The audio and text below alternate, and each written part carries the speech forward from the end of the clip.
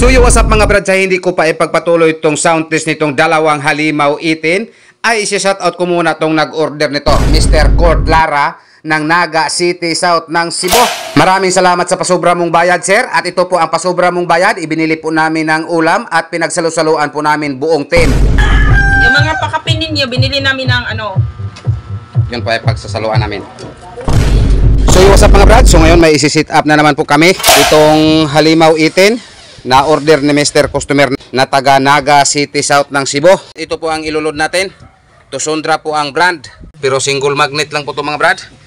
At hindi pa po ito die-cast ang kaniyang frame. At sa hindi pa po ito natin ikabit, so lilinisan po muna natin. So ititester po muna natin kung gagana pa ba ito.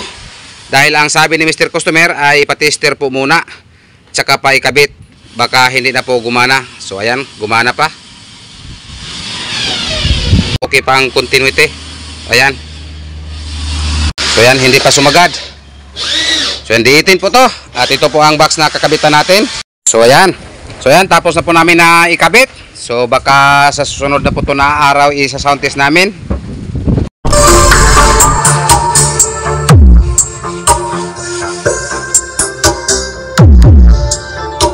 So yo, what's up mga brad, sa hindi ko pa ipagpatuloy itong sound test nitong dalawang halimaw itin, ay isi-shoutout ko muna itong nag-order nito, Mr. Cord Lara ng Naga City South ng Cebu.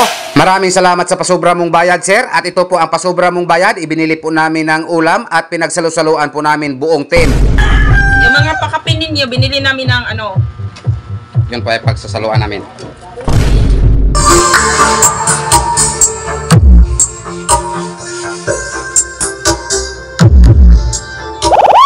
MCV Cebu Box Maker.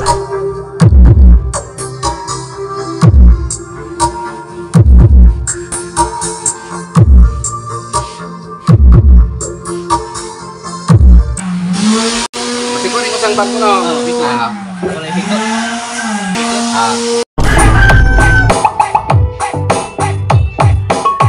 So yung what's up mga brad, sa hindi pa po ito namin i-ship, ay isi-shoutout ko muna itong nag-order nito, Mr. Ruel Sagliba ng Tagbilaran, Bohol.